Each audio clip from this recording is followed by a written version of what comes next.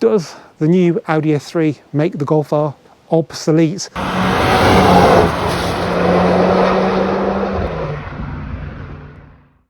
Hello and welcome back to the Volks Wizard channel. Now, as you probably know, the new 8.5 generation Golf R should arrive in the UK very soon. So I thought now would be a good time to have a look at a car that I think is one of its closest rivals, the new facelifted 2025 Audi S3 Sportback.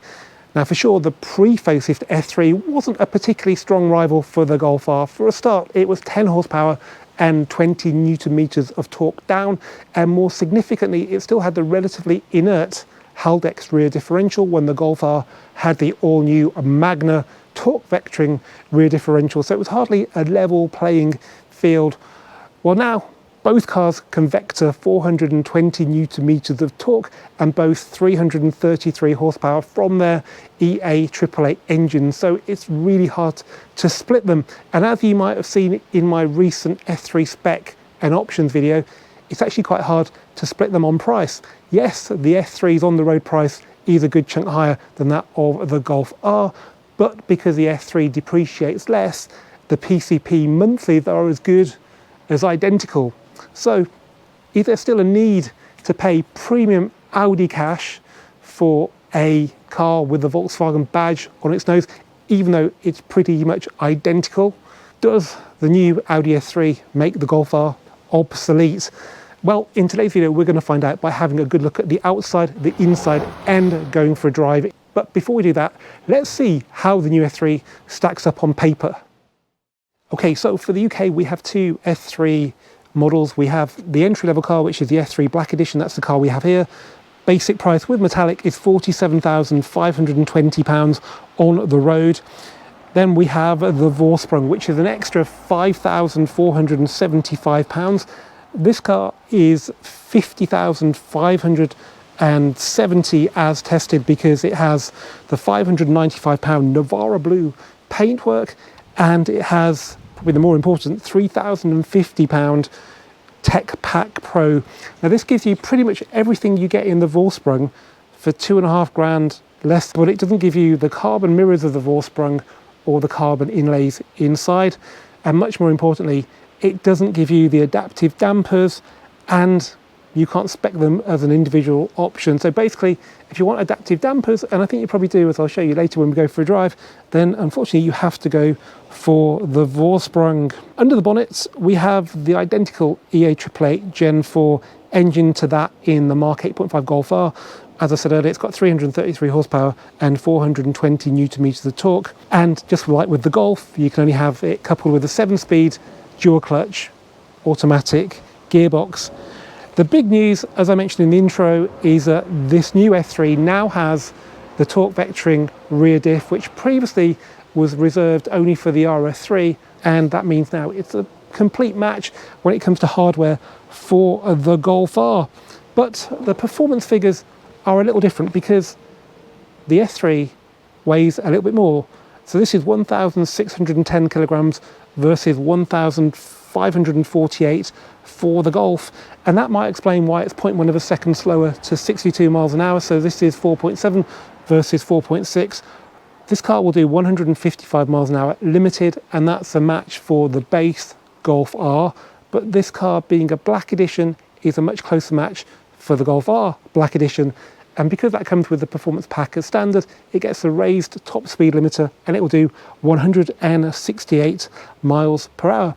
Now, because the S3 weighs a bit more, it affects the fuel economy and the CO2 emissions, which are a little bit worse than the Golf's. And I think that extra weight comes from the S3 being a little bit longer and a little bit wider than the Golf, though it sits a little bit lower, and the cars share exactly the same wheelbase. Before we have a look around the outside of the new Audi S3, let me just remind you guys how you can support the channel. The easiest way as ever is simply to subscribe. Because I only make videos on cars from a very small number of brands, I don't tend to get the wider reach of channels that make videos on any car, but as this video demonstrates, I do try and give you detail in these videos that you don't get anywhere else. So if you like what you see, please do subscribe. Another way to support the channel, which can also benefit you, is to give me the opportunity to improve on the Partex price that you've been given for your car. I'm still buying for a very reputable dealer, and their reputation means they can sell cars for good money. That means we can buy for good money. At the moment though, only contact us if you're going to trade in, and then give us the opportunity to beat your past X price. We'll also of course beat any WeBuyAnyCar.com price very, very easily. We're currently looking for cars up to 5 years old, full service history, average mileage or below, and in extremely good condition, and they must also be completely unmodified. We will break the 5-year rule for Mark 7 and 7.5 Golf GTI and R, assuming they're not basic specs, so they must have at least a few options and be ideally low mileage. If you've got anything like that, get in touch with me directly, andrew@volkswizard.co.uk. Okay, let's start then by talking about the colour. This is Navara Blue from the £595 metallics range, of which there are loads of other colours to choose from. And if there's not enough there, you can go into the Audi exclusive range and spend £4 on a colour. But you do need to be careful, because you can quite easily devalue your S3 by £4 if you choose some of them. Now contrast that with the Golf R, where there are just 2 optional colours and a solid white, which is the standard colour. Solid white is free on the S3 as well. It's called Arcona White, but I really couldn't recommend it because it doesn't do Audis any favours, and particularly a black edition where it will contrast really harshly with the black bits. So please do choose from the metallics, which are usefully a little bit cheaper than those on the Golf R as well. Now this is just a facelift over the previous generation car that came out in 2020. So all the metalwork is still the same. We've still got the concave surfacing on the doors that make it look quite muscly. But we've got new bumper, new wheels and new lights. So just like with the Golf 8 facelift, it's pretty subtle. Let's start then by talking about the front bumper. I think this has been reprofiled to pull the grille out further, because it is a little bit longer than the Golf, and then it tapers more to the side. It makes it look more aerodynamic, and they've also lost the nostrils, which are a nod to the Sport Quattro from the top part of the bumper. The Audi badge now sits further out.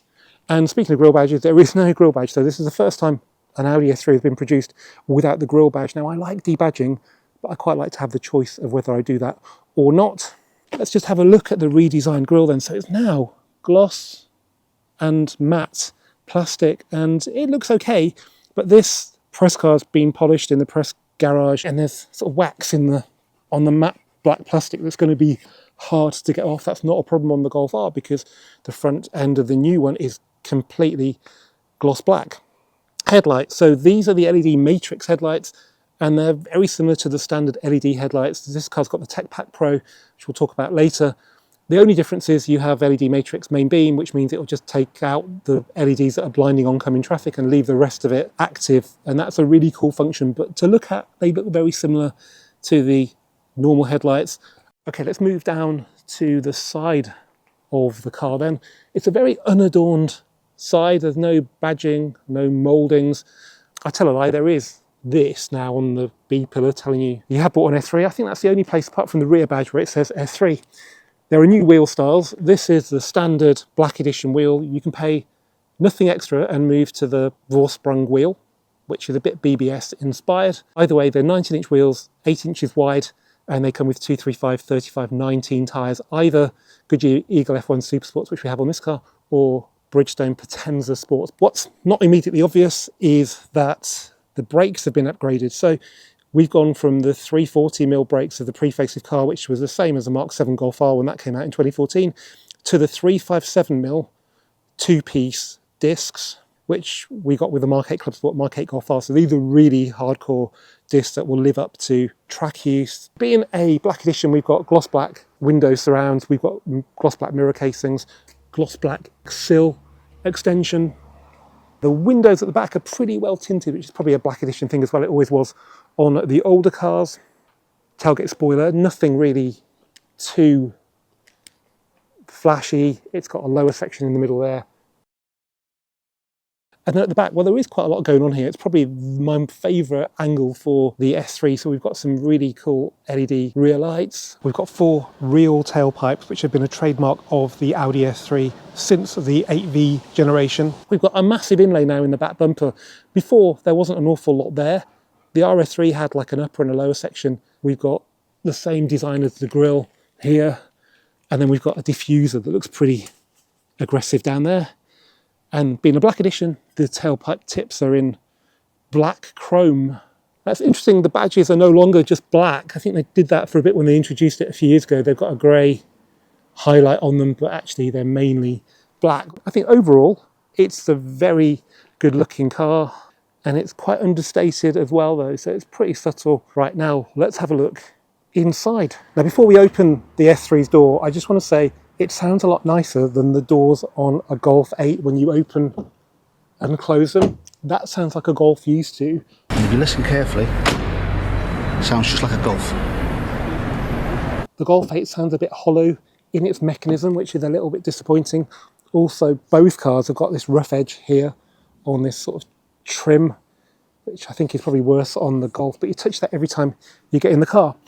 Now, I was never a big fan of the pre-facelift car's interior. The good news is they've listened to criticism, and whilst it's not night and day different, they have made it feel a bit more high quality. It's definitely not as good as the old 8V generation for up to 2020, but it's better than it used to be.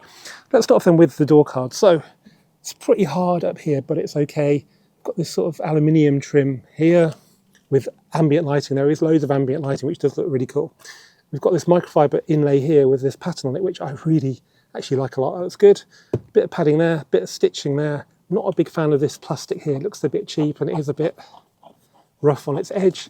This car's got the memory seats. So that's why we've got these buttons here. That's part of the Tech Pack Pro. Every S3 as standard gets a Sonos sound system, which I gather has got more speakers than the Harman Kardon in the Golf. Plastic down here, it's okay. I think if it didn't have the Sonos brightening it up, it probably would look a little bit cheap. Got a power tailgate as well, hence that button there. Now this will make Golf owners jealous. Not only do we have some sill protection, which you don't get on the Golf, they are also illuminated, although they are only on the front sill steps, not on the backs. And then we've got some pretty boring mats with the rock grey stitching on them, stainless pedals, plastic dead pedal. This is the bit I don't like, and you don't really see this much, but when you see it, it looks pretty nasty. That a bit like a Polo or an A1. But yeah, as I said, you don't see it from this level upwards. It's a lot better. Look at this, guys. Not on the Golf 8, but Golf 7 7.5 locker under the headlight switch. Carpet quality, it's that pretty dreadful stuff we get in the Golf as well. Is it marginally better? I am not so sure. It's like sprayed on texture. Electric seats as well as the Tech Pack Pro, and with lumbar as well. We've also got extendable thigh support. It's been a common Audi thing for a long time now. So standard, fine Napa leather, rock grey stitching, S embossed on there, not S3 unfortunately. Pretty boring black seat belts. Okay, well, sitting in here from a Golf, the first thing you notice is how this interior is by and large very traditional. Loads of buttons everywhere, a separate climate control panel, and an infotainment screen that's integrated into the dash, unlike the one on the new Golf, which I gather by the comments that you guys dislike rather a lot. We've even got a round steering wheel, remember those? We have got these vents sitting on top of the dash, which are, well, you guys find the screen on the Golf offensive because it sticks out. Well, I find these a little bit offensive, but I can kind of live with them, mainly because they're actually in a better position than the ones on the Golf. The Golf ones are down here, and your hand on the steering wheel blocks the airflow, so at least these probably ought to work, and that's quite important. We have got a revised shifter down here as well. So with the pre-facelift car, we had a new shifter. It's just a little thing here that looked like a Zippo lighter. Well, now this has changed as well, and it's okay, you get used to it. It's not very tactile, and I think pushing forward to go into reverse is a bit strange, but you do get used to it. The virtual cockpit, which is fine, and it's completely virtual. There's no sort of normal fuel gauges like on some of them. A rear view camera seems to be standard on every facelift S3 here in the UK, but weirdly there doesn't seem to be an option to upgrade it to the bird's eye view parking system, which has now become an option on the facelifted Golf. And then interior quality, well, it's pretty similar to the old car, but there are a couple of changes that make a big difference. Firstly, on this black edition, and I'm glad I had a black edition, not a Vorsprung, because that's got carbon, we've got this microfiber, which I think looks fantastic. Previously, I think we had aluminium inlays, and they were just a bit too bling. This is nice and matte and looks expensive, matches the ones in the doors as well. We have also got a chrome 12 volt blank. Now this is a minor thing, but on the 8V generation car this was chrome. On the pre-facelift one of this version, the 8Y, this was black plastic, and that to me was indicative of how the air handlers had been at the car. So little, but very important. Other than that, it's pretty similar. We've got a flock-line glove box, which is nice. Golf doesn't get that. But weirdly, we don't have flock-line door bins, so you can't have it all. Black headlining. We've got fabric here as well, which the Golf doesn't get. We have got the panoramic glass sunroof, which is part of the Tech Pack Pro on this car, and it's got proper switches here, not the touch-sensitive ones that don't work very properly, in my opinion, on the Golf 8. That's actually quite an important difference, because even though the Golf has improved down here, it's still got these fiddly switches there. We have got adaptive cruise, so we've got this stalk here, traditional buttons on the steering wheel. Paddles are as boring as they get, really, and they don't feel too good, but I gather the later cars, this is probably quite an early car being on a 24 reg, have got chrome or chrome look paddles, which might look a little bit better. You can turn the lane assist off by holding that button on the end there, by the way, for 3 seconds. Piano black down here, wireless charging, which seems to work pretty well here. 2 USB-Cs with adapter on them here. Yeah, it's a nice cabin. Also, quite importantly, they've changed the stitch. So they have really thought about this. I did not like the stitch on this dash on the pre-facelift car. It looked like something that you'd come out of A&E with on your face after a rough Saturday night. They just put a traditional stitch on there, which I think looks better. Okay, before I get in the back, I just want to compare the door cards front to rear, because it's become a bit of a thing where manufacturers downgrade the rear door card compared to the front. So that's the front one. So we've got stitch, we've got padding, we've got Alcantara, we've got ambient lighting. Let's see what it looks like in the back. So stitch, yep, padding, yep, Alcantara, yep, ambient lighting, yep. Wow. Well done, Audi. You have not downgraded the rear door card. We've even got the Sonos badge on there. Okay, so the driver's seat is in my driving position, and I'm 6 foot tall with about 33 inside leg. And yeah, I'm perfectly happy here. I do feel like I'm sitting quite high, but other than that, it's okay. The seats are shaped to give you a bit more knee room, and as is the roof. I'm not sure if this is to do with the sunroof, because there must be some mechanism back here. But yeah, it's not too bad. And actually, this is an adjustable headrest, which the front seats don't have, and they do look quite bulky as a result. And with that not sticking in my back, it does feel a little bit better. So yeah, not bad. It's the same wheelbase, the A3, as the Golf, so interior space will be there or thereabouts the same. I should point out that they haven't downgraded the vents in the back here for the rear passengers, which they have done on the Golf. These look lovely. They feel good. They're glossy black, and they've got chrome highlights as well. And even that control for the temperature there looks really nice, feels good. And we've got 2 USB-Cs there. We've got storage for maps if people still carry those, which used to be extra. Yeah, I'm actually pleasantly surprised by how nice it is in here. Okay, now let's have a look in the boot, which gives me the opportunity to demonstrate the pedal function, which allows you to open the boot by waggling your foot. This car's got the Tech Pack Pro, which gives you keyless entry, and whilst it can make your car more vulnerable to theft, the pedal function is just so bloody good. Okay, so 325 litres versus 381 of the Golf, but it's the same basic car, so how can it be that different? Well, I think it's because down here isn't carpeted, and therefore it's not included as the boot, while on the Golf it is. So it must be that. 40, 20, 40 split fold rear seats, and with this keyless entry function, you can lock the car if you've got the keys on you, not in the car, and just walk away from it. Once you press that button, the tail gets shut. Or if you want to keep the car open, you just press that.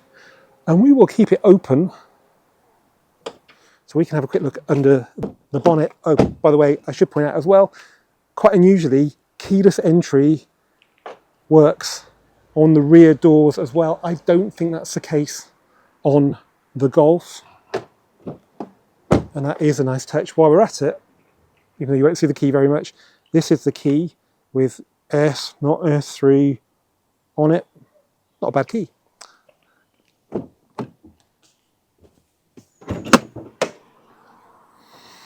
Ta-da! Check that out, guys, a telescopic bonnet strut. So, to quickly summarise, we have separate climate control panel, we have loads of buttons on the dashboard, and we have a telescopic bonnet strut. It's a wonder anybody ever bought the Mark 8 Golf R when the S3 offered all this. Well, if you believe the media anyway, but clearly you guys aren't bothered about that. You're more bothered about what's down here. And the old Golf 8R outgunned the S3 massively, not so much in power and torque, but in the rear differential, because it had torque vectoring when the old S3 didn't. Well, now it's all exactly the same. 3 horsepower, 420 newton meters of torque, Magna torque vectoring rear diff, 7-speed S-tronic. It's a dead match. Engine code, before I forget, is DNF, which in motorsport terms means did not finish your race, which is quite unfortunate. The software will be new, even though that engine code goes back to my Mark 8 Club Sport and probably the Mark 8 Golf R. We've now got the anti-lag function on this engine, which keeps the turbocharger spinning between gear changes, which is pretty cool. That's standard from the 265 horsepower GTI up to the Golf R. Engine cover is pretty nice. Audi logo displayed proudly on there. I don't think we get a Volkswagen on the Golf one. And a bit of colour there as well. It looks really nice. It's still a bit squidgy, but it's okay. Let's have a quick look underneath. So yeah, not really an awful lot to see. So what we're down here, let's have a look at how much paint we get. Not so obvious on this dark blue car, but you can see on this wing, the colour stops here. And this is just an undercoat, and that continues to the inner wing and the chassis leg. So yeah, a bit disappointing. The Audi are skimping on the paintwork, but then with 333 horsepower and a Magna torque vectoring rear diff, I think I can forgive them. So let's see if the ingredients allow this new S3 to be much more exciting to drive than the old one.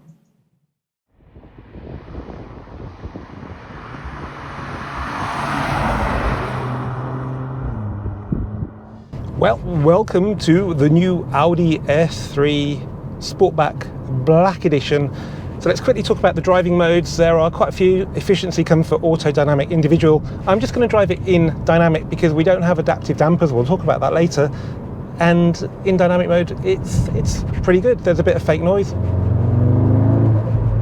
It's not too bad, and it does make some decent noise. You can hear it's quite bassy. There are some pops as well. It does sound good outside.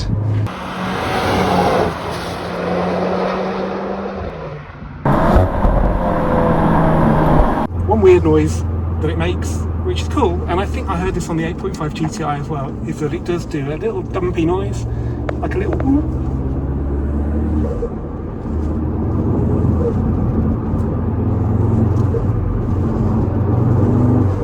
Okay, it's not a WRC Subaru kind of dump, but it's a bit of character.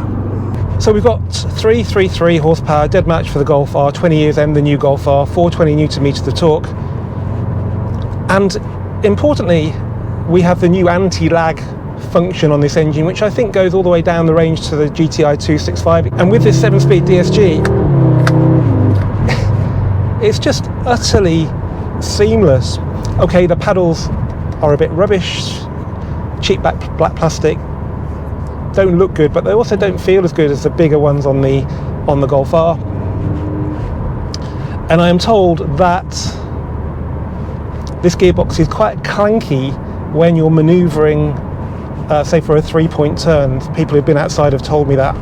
Could be to do with the gearbox, but I've never really noticed it before. So it could be to do with the new Magna all-wheel drive system which this car's got. And if that is the case, well, it's the price worth paying, because yes, it will help you around corners and quell understeer, Audi steer, but it also helps you at slower speed. So if you're pulling out of a junction in the wet, you'll feel the back of the car help you around. It's quite unnatural, but you will soon get used to it and you'll soon love it. So let's try it now. Yeah, you just feel the car driving from the back a bit. So it's fast and it's got an incredible gearbox. It is adjustable in corners now. Instead of just pushing on when you reach the limits, the car will help you around. So for example, if you pile into a corner too fast, traditionally, you know, cars will understeer. If you've got the revs quite high, then you can get back on the gas and you'll feel the torque vectoring kick in and turn you around. It's really, really cool. It's going to take a bit of getting used to. It's not as consistent as you get, say, with a rear-wheel drive car that's always doing the same thing all the time, because this is electronics, not so much mechanics, but it's definitely makes this car much more interesting for me to drive.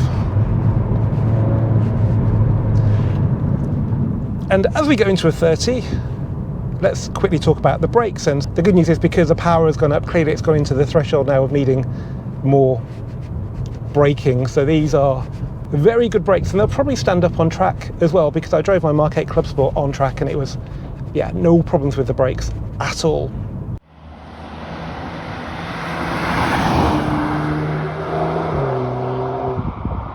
So we're on now a country road here in Warwickshire. It's actually not as good surface on this road as it is typically in Warwickshire. It's more like Oxfordshire, Gloucestershire, Northamptonshire, Kent. And if you live in those counties, you need to think very carefully as to whether you want an S3 on passive dampers, because this ride is quite firm. I checked the tyre pressures earlier and thinking they might be higher than they should be, because the ride is that brittle, as you can probably tell. And it's also a little bit clanky, like there's an anti-roll bar bush that's just not up to the job. But they're actually below. They were 5 psi below where they should be. So if you put them up to where they should be, it'll feel even more brittle on roads like this. So your only option is to go for the Vorsprung and not the Porsprung. See what I did there? Anyway, let's see if you can still have a bit of fun. So the steering, as I say, when you turn in now, yeah, it feels really good, and you can feel the back of the car just marginally helping you around. There wasn't an awful lot of slip at the front in that corner, so it wasn't doing much. This is a little bit tighter. The surface, so unsettles the car a little bit. So it's never crashed or banged. It just feels a little bit busy when it comes to the ride.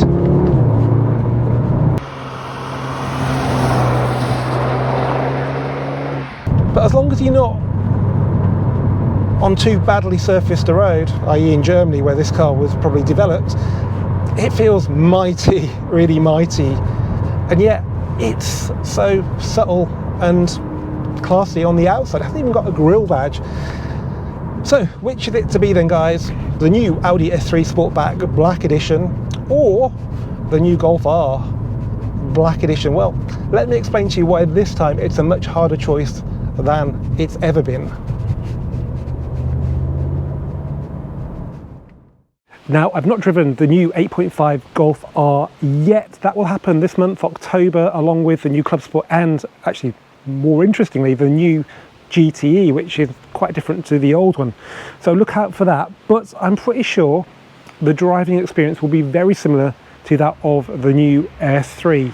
So basically, it's hard to split the two cars on dynamics. So let's try and split them on price. As I mentioned in the spec and options video, if you spec a Golf R Black Edition with metallic and an Audi S3 Black Edition with metallic, no other options, they're only £4 apart when it comes to PCP monthly payments. That's interesting, but it's not interesting to me, because I'd need to have the Audi S3 Vorsprung, because I'd most definitely need to have the adaptive dampers. So I thought I'd just price this up out of curiosity. It's important to equalise the spec on the Golf R Black Edition to that of the Vorsprung, so you'll need to add sunroof, Harman Kardon, dynamic chassis control, head-up display, and I've given both cars metallic paint as well. So on a 4-year PCP, 10,000 miles per year with the same deposit, the Golf is £19 per month more than the S3. I'll just say that again. The Golf is more expensive than the Audi. And with the S3, you get a telescopic bonnet strut, you get separate climate control display, you get loads of buttons on the dashboard, and you get the power tailgate, which combined with the keyless entry and the pedal function to open the boot with your foot is actually quite useful. You also get electric adjustment of both seats, not just the driver's seat, which is the case on the Golf, though you do get cooled seats with the Golf, which you don't get with the Audi. You get the light animations with the Audi, which, you know, are pretty cool. More importantly, you get exactly the same level of finish in the back as you do in the front, something that's not the case with the Golf. And of course, you get that very coveted Audi badge on the nose. With the Golf, you do get a drift mode, which you don't get with the Audi, and you do get a higher top speed limiter, because the Golf R Black Edition is the performance pack, basically as standard. I've tried really hard to think of things you get with the Golf that you don't get with the Audi. and I honestly can't think of anything else. Now, I know the Golf R has always been a bit of a cult car, and I'm sure there are a lot of people who aspire to own one, but to me, it's like a pair of trainers. When I was a lot younger, having the right pair of trainers was important, and the Golf R is the equivalent to having the best pair of trainers. But in a wider world of shoes, trainers come quite low down the pecking order when it comes to quality, and for me, the S3 is more like a nice pair of leather brogues, understated class that just fits in anywhere and is widely perceived as more expensive than trainers. For sure, both the Golf R and the S3 are products of a heavyweight marketing program. It tries to add perceived value to the basic MQB platform ingredients, which are by and large identical in the much cheaper Skoda Octavia. But the Audi is still an Audi, and there's no way I'm going to pay more for a very similar and actually in some ways inferior Volkswagen. And quite importantly, there is only one of these two cars that actually sounds like a Golf. As ever guys, thanks for watching this Volkswagen video. Keep subscribing, keep commenting, and I'll see you for the next one very soon.